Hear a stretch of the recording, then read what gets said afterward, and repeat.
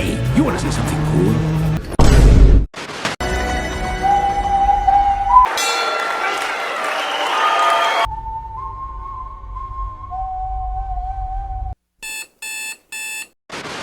What's the matter? Lives flashing before your eyes? Nope. Nope. Nope. I just love the smell of fear.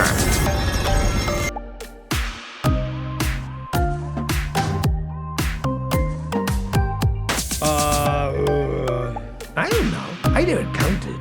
I am not really a math guy, you know.